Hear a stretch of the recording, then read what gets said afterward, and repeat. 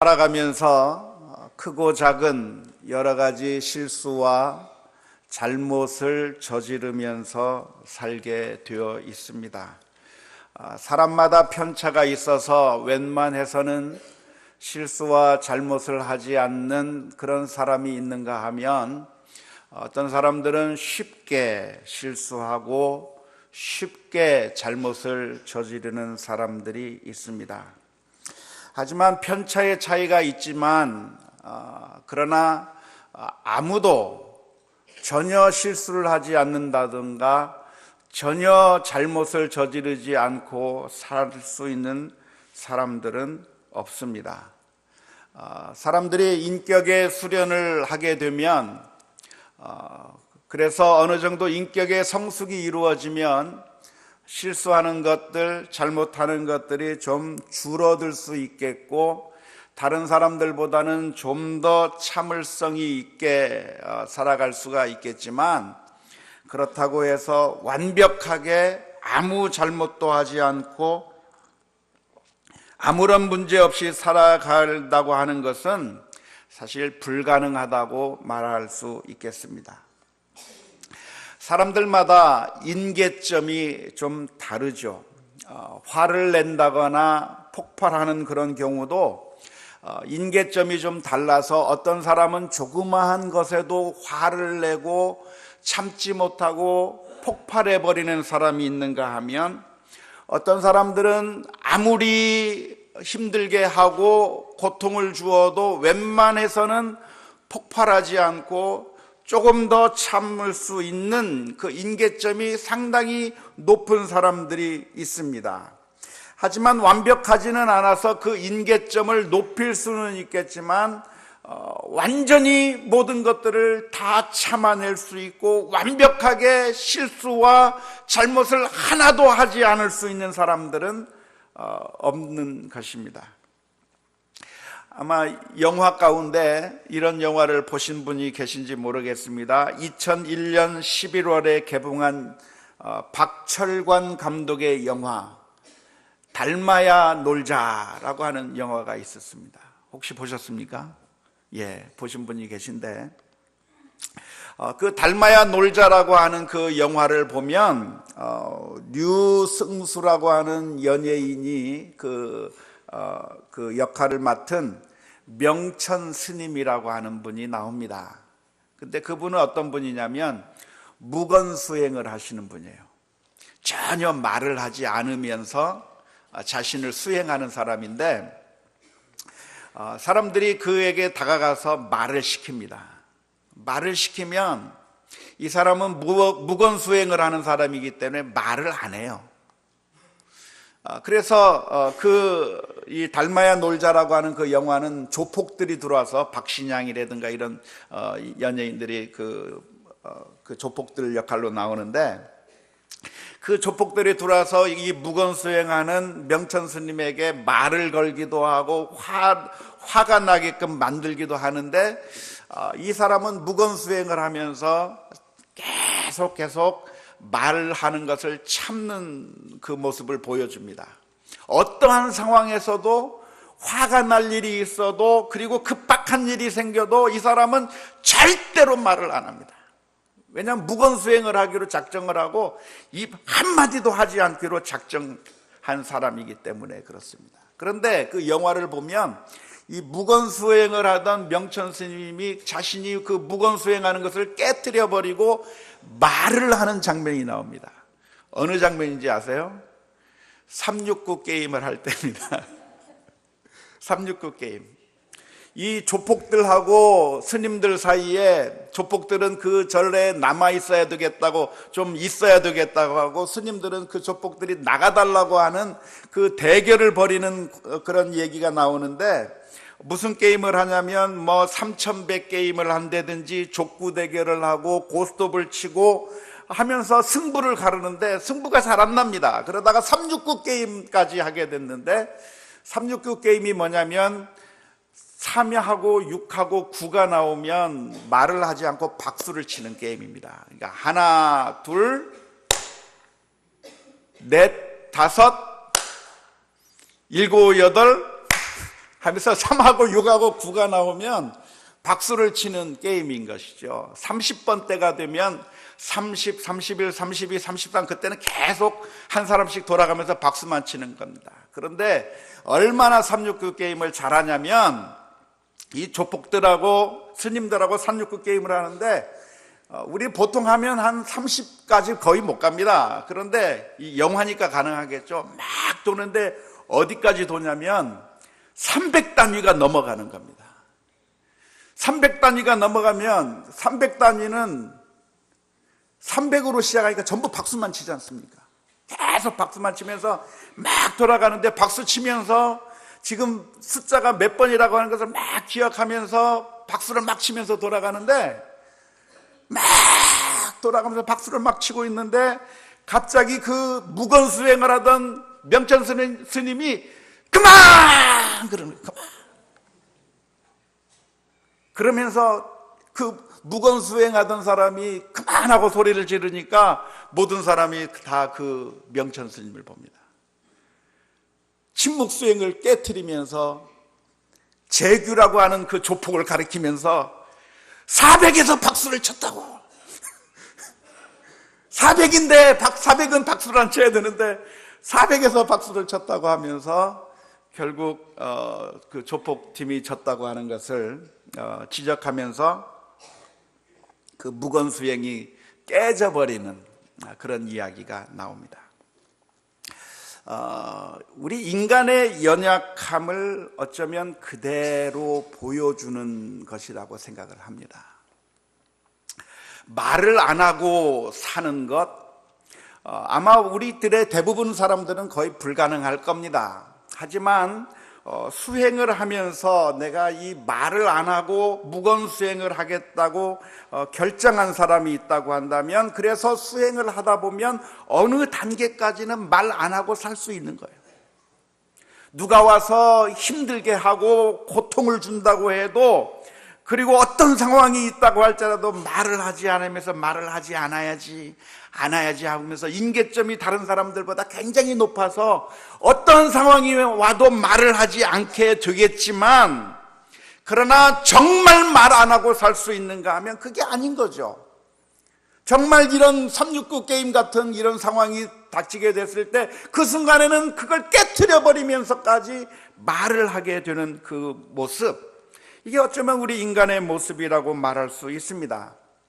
우리는 잘못을 전혀 안 하고 살 수 있는가? 실수를 전혀 저지르지 않으면서 살 수 있겠는가? 죄를 저지르지 않으며 살 수 있겠는가? 대부분의 사람들은 다 실수와 잘못과 죄를 저지르며 살고 있겠지만, 그런데 어느 정도 인격이 갖추어진 사람들이라고 한다면 웬만해서는 죄를 짓지 않고 웬만해서는 실수와 잘못을 하지 않으면서 살게 되겠지만, 하지만 완벽한 사람은 없어서 어느 상황이 되면 결국 잘못을 저지르고 결국 실수하게 되고 결국 죄를 지을 수밖에 없는 연약한 모습이 바로 우리들의 모습이라고 하는 것을 인정하지 아니할 수가 없습니다.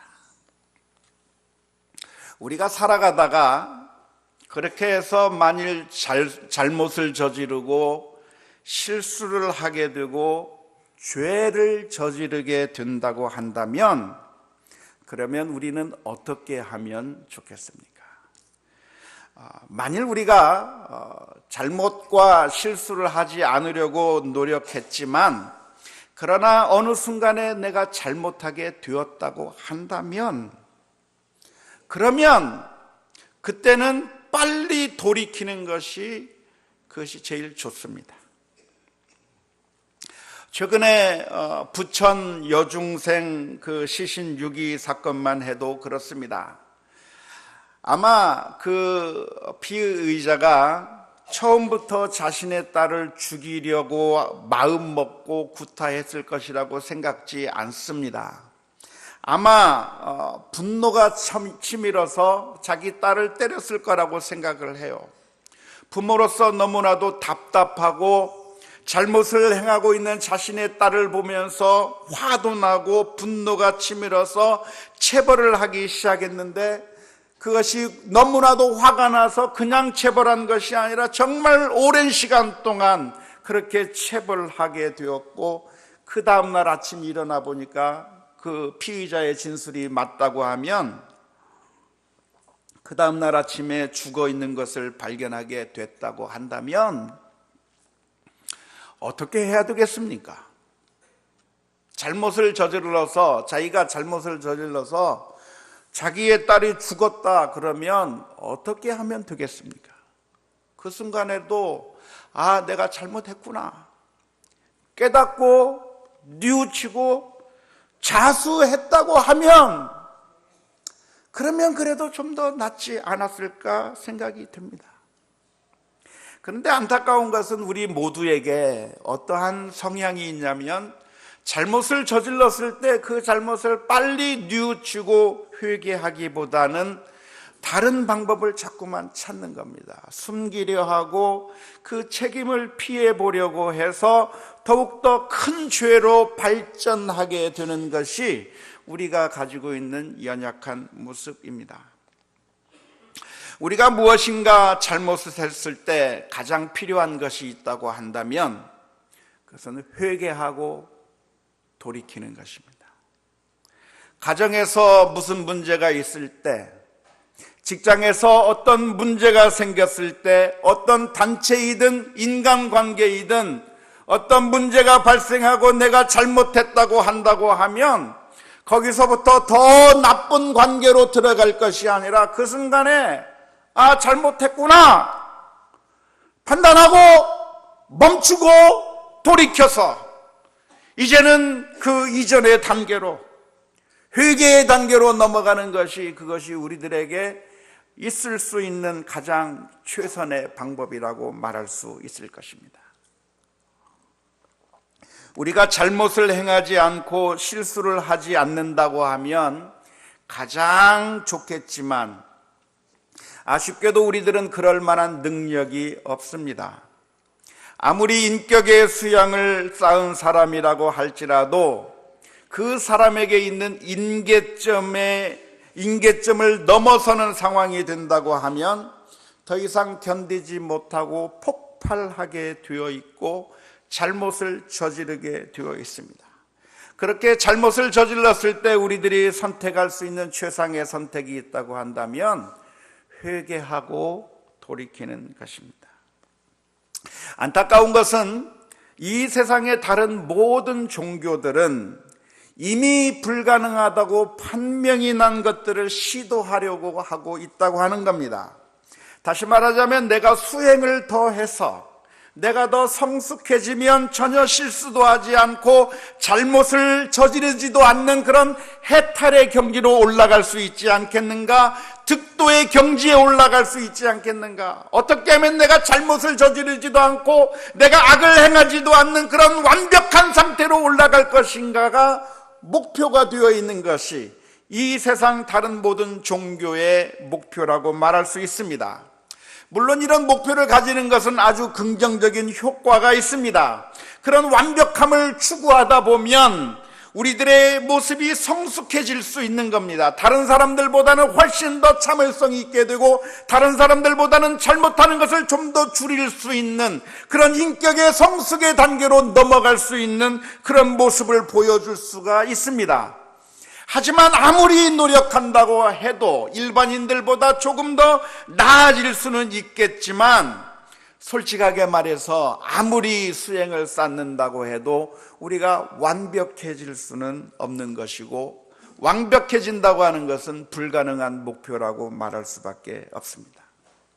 우리가 읽는 성경의 메시지는 무엇이냐면 우리가 아무리 노력해도 완벽해질 수 없는 우리에게 완벽해질 수 없고 언젠가는 실수하고 언젠가는 잘못할 수밖에 없는 우리들의 현실에서부터 시작하는 것이 성경의 메시지입니다. 우리는 완벽하지 못하기 때문에 잘못을 하고 실수를 할 수밖에 없는데 그러면 어떻게 할 것인가? 우리가 죄를 저지른다고 한다면 그 다음은 어떻게 할 것인가에 대한 문제가 성경의 메시지라고 말할 수 있습니다. 오늘 읽은 사도행전 3장 19절 말씀을 보면 베드로는 이스라엘 민족을 향해서 이렇게 외쳤습니다. 사도행전 3장 19절 말씀입니다. 그러므로 너희가 회개하고 돌이켜 너희 죄 없이 함을 받으라. 이같이 하면 새롭게 되는 날이 주 앞으로부터 이를 것이요. 베드로는 이스라엘 백성들을 앞에 서서 그들에게 선언합니다. 전파하기 시작합니다. 너희가 회개하고 돌이켜라. 오늘 이 사도행전 3장의 말씀을 우리가 읽었는데 이 말씀은 우리가 잘 알고 있는 것처럼 베드로와 요한이 안전뱅이를 일으켜 세웠을 때 수많은 사람들이 베드로와 요한 앞으로 몰려들었습니다. 놀라운 기적을 체험한 그 이스라엘 백성들이 베드로와 요한을 주목하면서 그 베드로 앞에 섰을 때 베드로가 그 이스라엘 민족을 향해서 외쳤던 메시지가 오늘 성경에서 읽은 메시지입니다.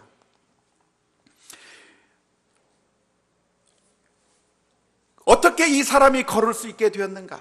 안진뱅이가 어떻게 해서 걸을 수 있게 되었는가를 설명하면서 베드로는 말을 합니다. 이 안진뱅이가 걸을 수 있게 된 것은 우리들의 개인적인 권능과 개인적인 그런 경건으로 인해서 이 사람이 걸어갈 수 있었던 것이 아니라 너희들이 십자가에 못 박아 죽인 바로 그 예수 그리스도께서 이 안진뱅이를 일으킨 것이라고 선언하면서 당신들이 한 일이 무엇인 줄 아는가? 당신들은 하나님의 아들 예수 그리스도를 십자가에 못 박은 죄가 있는 것이고 그 십자가에 못 박히신 예수께서는 다시 부활하셔서 그리고 우리들 가운데 역사하고 계시는데 그 예수 그리스도로 말미암아 안진뱅이가 일어나게 되었다고 하는 사실을 가르치면서 여러분들이 불법을 행하는 자들의 손을 빌어서 예수 그리스도를 죽인 죄가 있는데 여러분들이 회개하고 돌이키라고 선언하고 있는 것이 오늘 본문의 메시지입니다.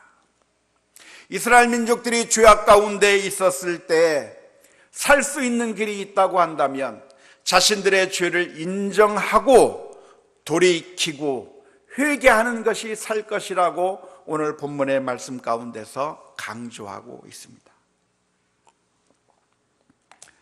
성경에 보면 다윗이라고 하는 사람이 나오는데 다윗이 범죄하는 그 과정을 우리가 살펴보면 즉각적으로 회개하지 않는 것이 얼마나 무서운가, 얼마나 더 큰 죄로 발전하게 되는가를 알 수가 있습니다.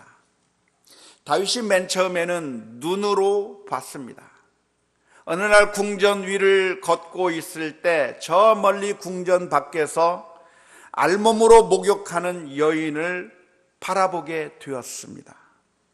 알몸으로 목욕하는 여인을 바라보게 되는 그 순간에 마음속에서 음흉한 생각이 들지 않을 그런 남자는 없습니다.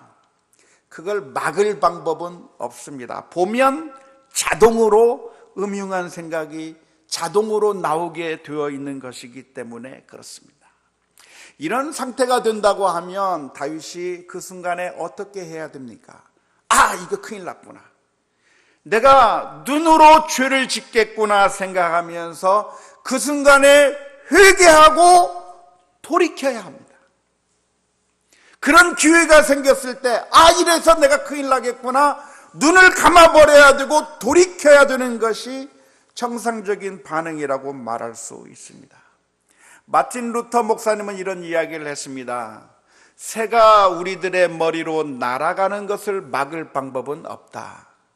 하지만 그 새가 우리들의 머리 위에서 둥지를 틀도록 만들면 안 된다 그랬습니다. 다시 말하자면 음흉한 생각이 떠오르는 것, 알몸의 여인을 바라볼 때 음흉한 생각이 드는 것을 막을 방법은 없습니다. 자동적으로 우리들의 머릿속에서 떠오르게 되어 있는 것입니다. 하지만 그 머리 위로 그런 생각이 떠올랐을 때 그 생각들을 더 발전시켜서 우리들의 머리 가운데서 죄악의 둥지를 틀도록 만들어버리면 안 된다고 하는 겁니다. 그래서 다윗이 그 알몸의 여인을 바라보았을 때 이거 큰일 났구나, 내가 죄를 범할 수 있겠구나 하면서 그 순간에 빨리 돌이켜야 하는 것인데, 안타까운 것은 다윗은 거기서 멈추고 회개하고 돌이킨 것이 아니라 더 발전시키고 진행시켜 나갔습니다. 부활을 시켜서 저 여인이 누군가 알아보라고 했고, 그리고 그 여인을 데리고 왔고 결국 범죄를 저질렀습니다. 범죄한 결과 얼마 되지 않아서 그 여인이 임신하게 되었다고 하는 소식도 듣게 됐습니다. 거기서 또 멈춰야 됐습니다. 내가 잘못했구나. 하나님 앞에 엎드리면서 회개해야 합니다. 거기서 멈췄다고 한다면 더 이상 죄가 발전하지 않았을 겁니다. 하지만 다윗은 거기서 멈추지 않고 더 악한 죄를 계획하기 시작합니다. 그 여인의 남편을 교살하는 데까지 발전시켜 나간 겁니다. 결국 한 여인을, 유부녀를 차지했을 뿐만 아니라 그 남편을 죽이는 데까지, 살인죄까지 저지르게 된 그 다윗의 모습, 그 죄의 출발이 어디에 있었는가? 처음에 그냥 한번 보았던 그 봄, 거기서부터 돌이키지 않고 회개하지 않았을 때만 해도 자신이 이런 죄를 통해서 이렇게 파렴치한 죄를 지을 수 있는 단계로 발전할 것이라고는 전혀 생각지 못했을 겁니다. 하지만 그 순간에 멈추지 않고 브레이크를 걸지 아니하고 계속해서 발전시키고 또 발전시키고 또 발전시키게 되는 순간, 결국 다윗에게는 참담한 결과를 가져오게 되었다고 하는 겁니다. 오늘 우리들도 역시 마찬가지입니다. 우리들도 다 잘못을 저지르고 실수를 합니다. 화를 내기도 하고 미워하기도 하고 질투하기도 하고 우리들의 마음 가운데 미운 마음이 들기도 하고 여러 가지 잘못들을 행할 수밖에 없는데, 그때마다 우리가 해야 될 일이 있다고 한다면 회개하고 돌이키는 것입니다. 다윗의 경우를 보면 늦기는 했지만 나중에 나단 선지자의 지적을 받고 회개했습니다. 회개했는데 결국 그 다윗이 그 회개함으로 말미암아 구원을 받게 되었습니다. 이것이 사울 왕과 다윗 왕 사이에 어마어마한 차이라고 말할 수 있습니다. 사울 왕과 다윗 왕을 비교해 본다고 한다면 두 사람 사이의 차이점이 어디에 있었는가? 두 사람 사이의 차이점은 한 사람은 의인이고 한 사람은 죄인이었다고 하는데 차이점이 있는 것이 아닙니다. 한 사람은 죄를 짓고 한 사람은 죄를 짓지 않았다고 하는데 차이점이 있는 것이 아닙니다. 오히려 두 사람은 똑같이 죄를 지었습니다. 아니, 똑같이 죄를 지은 것이 아니라 죄의 무게로 본다고 하면 다윗이 더 큰 죄를 지었다고 말할 수 있을 것 같아요. 다윗은 파렴치범이었습니다. 하지만 적어도 사울왕은 파렴치범은 아니었습니다. 남의 여인을 가로채거나 사람을 죽이는 그런 죄를 저지르지는 않았습니다. 사울과 다윗의 죄를 비교해 본다면 다윗의 죄가 훨씬 더 큽니다. 하지만 성경은 어떻게 기록하고 있냐면 사울왕은 실패한 왕이고 다윗은 하나님께서 보실 때 신실한 왕이라고 기록하고 있는데 그 차이가 어디에서 왔는가? 다윗이 죄를 짓지 않았기 때문에 이런 평가가 나오는 것이 아니라 회개했느냐 회개하지 않았느냐의 결정적인 차이가 거기서 나타나게 되는 겁니다. 사울왕은 회개가 없었어요. 그의 잘못에 대해서 선지자가 지적을 하고 회개하라고 이야기해도 그의 마음 가운데 진정한 회개가 나타나지 않았습니다. 하지만 다윗은 어마어마한 죄를 짓고 난 다음에 하나님 앞에 엎드렸어요. 하나님 앞에 엎드리면서 하나님 살려달라고 매달렸고, 거기서 하나님께서 이 다윗을 향해서 놀라운 은혜를 베풀어 주셨습니다. 예수님 당시에 바리새인들과 세리들이 있었습니다. 이 두 사람 가운데서 바리새인이라고 하는 사람은 정말 훌륭한 사람들입니다. 정말 경건한 사람들이었고 정말 하나님의 말씀대로 순종하던 사람들이 바리새인들이었습니다. 우리가 성경에 보면 예수님께서 바리새인들을 향해서 책망하는 내용이 너무나도 많이 나오기 때문에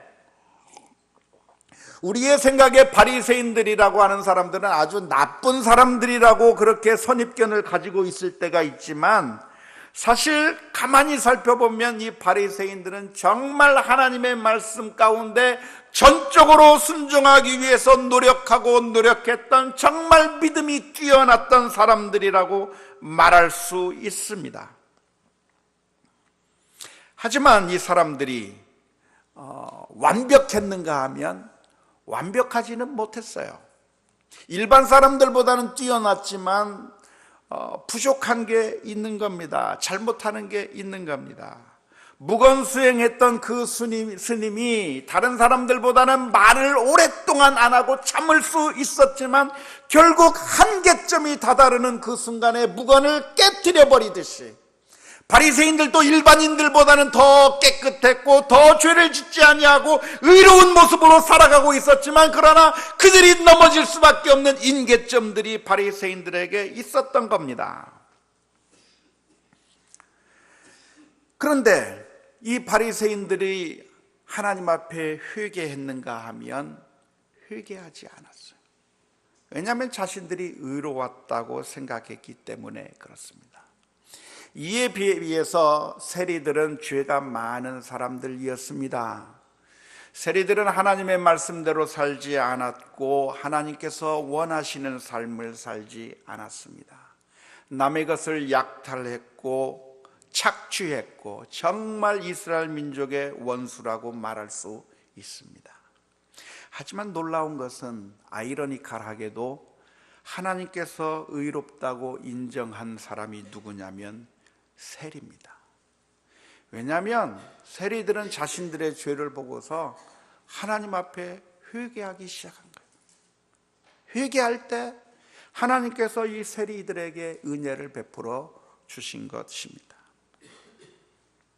회개가 우리들에게 살 길이라고 말할 수 있는데, 회개가 가능한 것은 언제 가능합니까? 내가 죄인이구나 하는 사실을 인정하게 될 때 회개가 가능합니다. 치료가 가능한 것은 언제 치료가 가능하게 된 것이 가능하죠?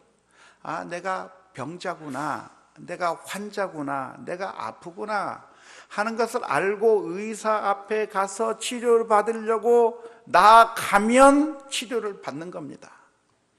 하지만 내가 아프지 않다고 생각하고 나는 건강하다고 생각하는 그 순간 의사 앞으로 가지 않는 겁니다. 다시 말하자면 언제 회개가 가능한가?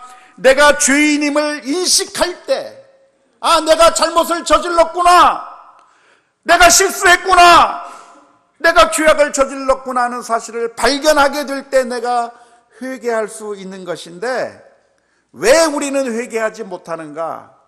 회개하지 못하는 이유가 있다고 한다면 그것은 내가 죄인인 줄 모르기 때문에 그렇습니다.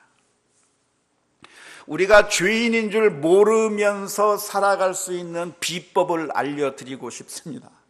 내가 죄인이 아니라고 하는 사실, 내가 죄인이라고 하는 사실을 잊으면서 깨닫지 못하면서 망각하면서 살아갈 수 있는 아주 좋은 방법들이 있는데 제가 두 가지를 알려드리겠습니다. 첫 번째는 내가 죄인이라고 하는 사실을 모르게 되는 아주 최고의 방법이 있는데, 그것은 바로 다른 사람들의 죄에 주목하는 방법입니다. 다른 사람들의 죄를, 실수를, 약점을 집중해 보십시오.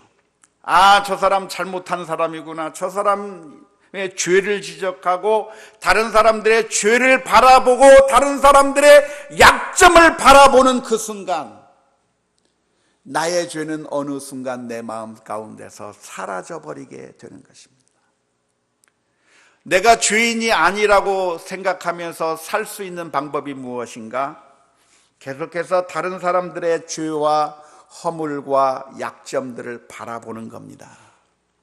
대표적인 예가 가늠하다가 현장에서 잡힌 여인들을 향해서 돌을 들고 왔던 사람들의 모습이 바로 그 모습입니다. 그들은 돌을 들고 누구를 바라보았습니까? 가늠하다가 현장에서 잡힌 여인을 바라보았습니다. 그리고 돌을 들고 예수님 앞에서 서 있습니다. 예수님, 말씀만 하옵소서. 저 가늠하다가 현장에서 잡힌 여인들을 어떻게 하면 좋겠습니까? 말씀만 하시옵소서. 그 여인을 바라보면서, 죄 지은 사람을 바라보면서 그 사람에게 집중하는 그 순간, 내 자신 속에 들어있는 그런 어마어마한 죄에 대해서는 다 잊어버릴 수 있는 그런 능력을 가지게 됩니다. 바리새인들도 역시 마찬가지였습니다. 바리새인들은 자신들이 죄인인 줄 몰랐습니다. 자신들이 의인이라고 생각했습니다. 왜냐하면 자신들은 세리를 바라보았기 때문에 그렇습니다. 세리를 바라보면서 하나님 앞에 기도합니다.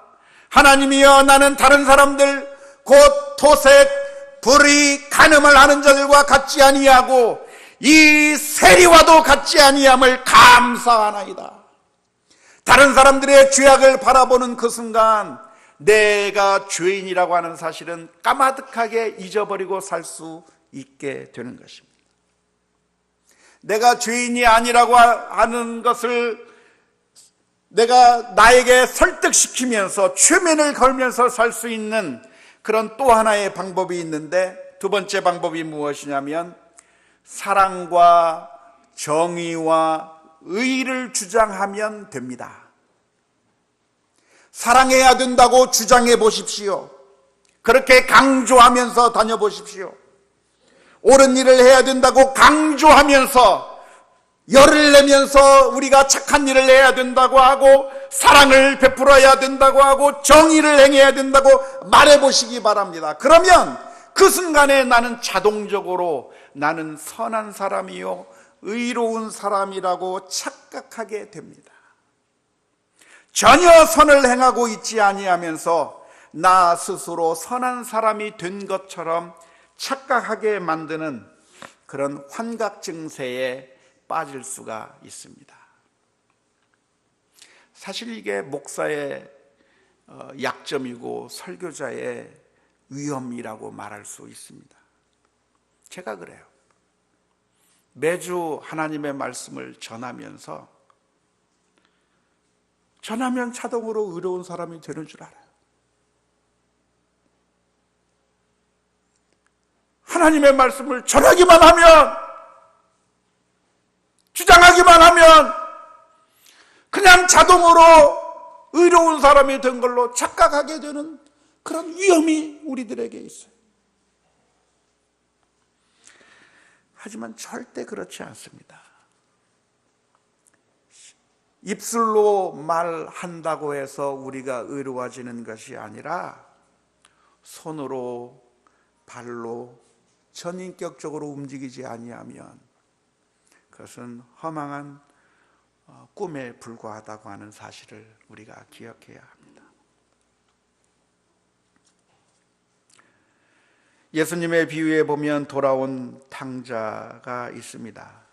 그는 아버지의 집을 떠나 방황하며 살다가 결국 자신이 쥐염 열매를 먹으며 돼지를 치는 그런 상태로 전락하게 되었을 그때에서야 자신의 죄악을 깨닫습니다. 내가 아버지의 집을 떠나 고생하고 있구나 하는 사실을 발견하게 되었습니다. 그 순간에 그 아들은 자신의 이 상태 가운데서 회개합니다.